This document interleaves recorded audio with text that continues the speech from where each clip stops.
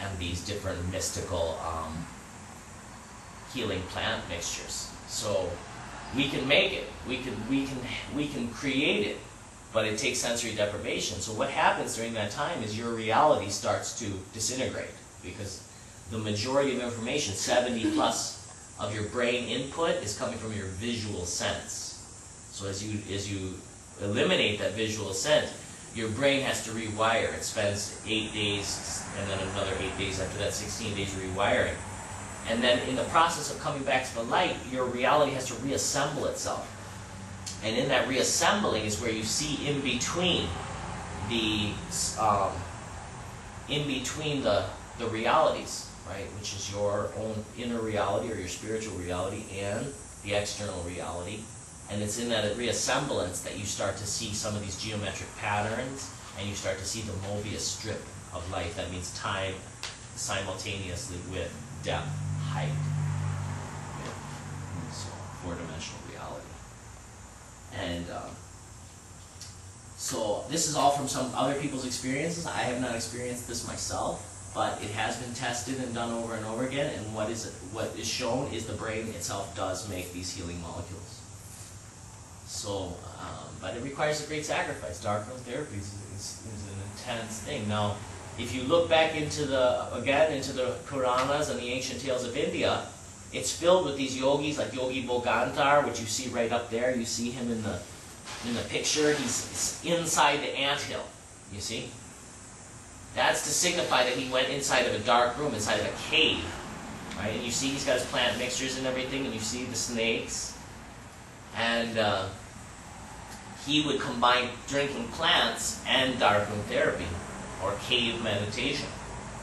And this would create new altered states and new perceptions of the mind, of which he could interact with other beings that do exist outside of our five sense perception, as well as leave his body. And this is a very common occurrence with taking ayahuasca and getting these molecules into the body, is oftentimes people's astral form, or their form that it lives within the body, will eject out of the body. Very common with DMT experiences. And it will travel, it has the capacity to travel outside of our planet, so people actually get a view of our planet just like one of the astronauts would. And they also can go and fly around in our solar system and even beyond. And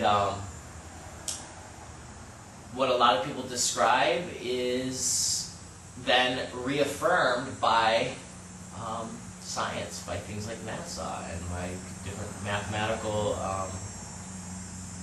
calculations in terms of how far things are and their positions. And same thing with, topographically, you have even the FBI and the CIA employing remote viewers, right, to go and fly around and find out where the Russian base is or where this place is, and then they can come back and they can draw that location and describe it perfectly. And also the FBI uses this for like finding missing children and things like that. So these people are on payroll. And same thing with all the UFO stuff. It's very interesting because the government has come forward with Project Paperclip and so much information that it's disclosed about its activities or interactions with UFOs. Area 51, you can see video footage online of it. It's proven. It's on national TV. And everybody still say, people still question this, or say, or you have people out there, we want disclosure, we want disclosure. It's like disclosure already happened, a long time ago. And it's just people are resistant to opening their mind and opening their eyes to this intergalactic reality that's much bigger and much more complex than what they think. We are not alone in this planet, we're not alone in this galaxy, and we're definitely not cut off from our celestial cousins, if you will. And what really has happened is, in the last 1,200 years, what we've been cut off from is Mother Nature. And it's in the cutting off from these plants, from our interactions with plants, from our interactions with the caves and the darkness, and our interactions with our songs, our vibrational songs, our frequency songs, that made us healthy and unified with each other. It's been the cutting off of those things that we've been isolated into what people in religious, schools of thought looks like isolation, or like the gods have left us, right? Or God has abandoned us, or the angels and the beings, they don't want to play with us anymore, right? And the reality is we cut ourselves off from them through our disconnection of the umbilical cord to Mother Nature. And so now we exist in a technological, completely synthesized, inorganic civilization. And out of desperation, certain individuals are diving back into Mother Nature, going into the jungle, drinking the sacred plants while we still can, researching the ancient languages and the ancient myths, and having self-discovery and exchange of information with others doing the same thing to figure out that we can survive, we can bring it back. That was the big message that came through for me with the ayahuasca. That's a very common message is ayahuasca wants to survive. Okay, she wants to survive. She's often described as a she because she comes as kind of a feminine force. She wants to survive. She's a plant. Okay, she's a vine. She wants to live, right? So do all the plants. So do all the animals, and so do we, right? We all want to live. But what the ayahuasca does when it comes into your body is it gives you a sense of it's no longer just about you and your survival. It's no longer about just your own species' survival. You're connected to this greater thing that contains so much wisdom, so much knowledge, so much information, and so much healing capacity that you want to preserve it. You want to make sure that stays in this world because we need her, And that's why she's often described as also a tough teacher, because she'll rough you up. If you're really disconnected from that idea, she'll rough you up until you get it. Until you realize, shit, it's not just about me or us, it's about all of us. It's about everything. Connecting in that unified field. Reconnecting in that unified field. And that is the meaning of yoga. Yoga means union, or integrating all things. Samadhi, the 8th limb of Ashtanga Yoga. Same state. Getting into a same congruent state with Mother Nature, with those around you, with the universe. This can't be done intellectually alone. You can read about that, you can think about that, but until it's actually in your heart, it's just semantics, And it's good. People should talk about it. It needs to be exchanged and written about for sure, but it also needs to be experienced. And that's where the plants come in. The plants, it's a real, live, visceral experience, connection with the nature, with the plant itself. And that plant is plugged into the earth, for thousands and thousands of years. It may not even be of this earth. The Rig Veda talks about the 108 sacred plants coming down from some type of unified field object or some type of God force, right? Who knows what that was like? But these 108 plants were supposedly given to us so that we would have knowledge, so that we would have connections. These were sacred plants, so we could have healing. And they contain a lot of information. That's all I know, is that these plants contain a lot of information. In a way, they're like smart drugs.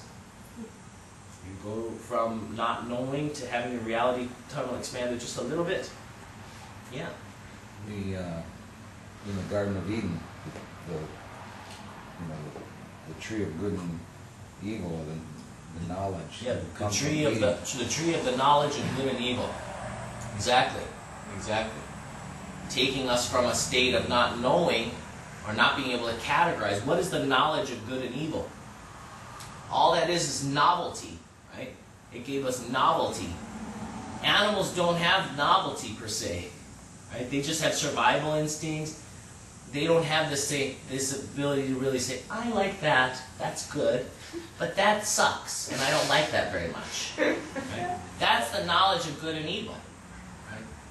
That's good, that's evil. One person's evil is another person's good. And another person's good is another person's evil. Right? It's all spectrum. That's the whole thing. This is the duality. What's described in the Genesis is the birth of duality. We went from unified in the jungle, in the Garden of Eden, right, to being ashamed of ourselves and just caught in the web of duality. Oh, that's good, that's evil. Oops, nope, stay away from that. Oh, no, that's real bad. Right? It's funny because then we assigned all these names to things. We took Sanskrit names and when we applied them to new demons or devils, like the word devil is Devi Ela. Devi El Ela, double goddess. Double goddess from Sanskrit, meaning Mother Nature. She can be a Uma, the All-Mother, or Kali, the bloodthirsty destroyer. Okay? Double Devi Ela, the devil. Who did they turn us against? Who did they turn us against? Right? When they taught us about the devil. Mother Nature. Earth. That's right. Mother Nature. Right? The devil is Mother Nature. Not to be trusted.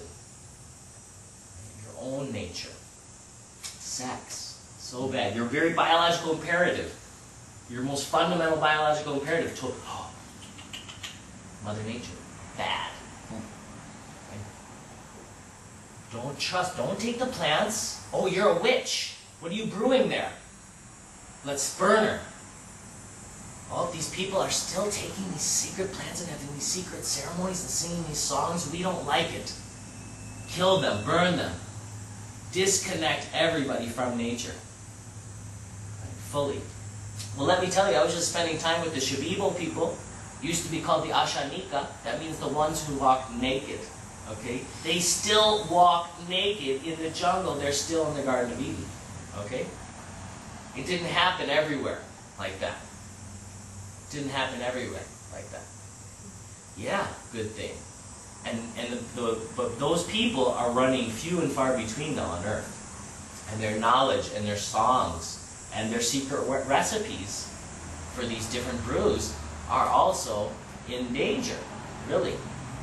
Because civilization is very enticing. So the Shipibos are coming now into the cities and they're wearing clothes and they're changing. And Ashanika are no longer in the same way.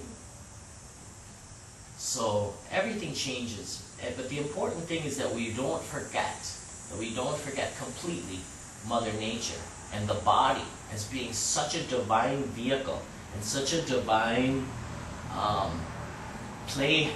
playhouse, right? Mother Nature.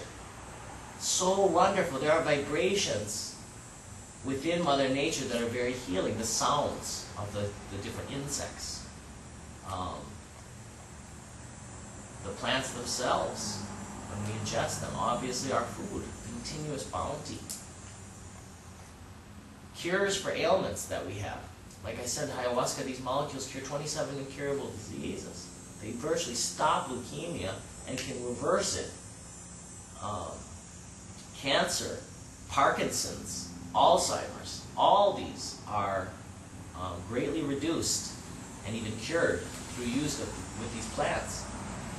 And so once again, it's the same thing of saying we have to get back to Mother Nature and back to her divinity, back to her embrace and in congruence with her.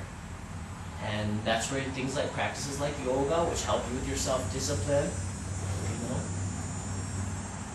help you balance that desire for more with the need for less, are very helpful. But also going out and learning. I think a lot of yoga people, and the big thing about the yoga world that I have beef with is that people just focus so much on the asana that it becomes almost a cult in itself, a cult of exercise, a cult of fitness. And it's like, oh, you do advanced A, but then she goes home in her SUV and turns on every light in her house and goes and wastes all this, you know, energy and is completely reckless and irresponsible in her life. So what if she can do third series? So what if she's so flexible and fit? It's gotten to a point where yoga has become just a tool that's been mistaken as, you know, the end result. It's not.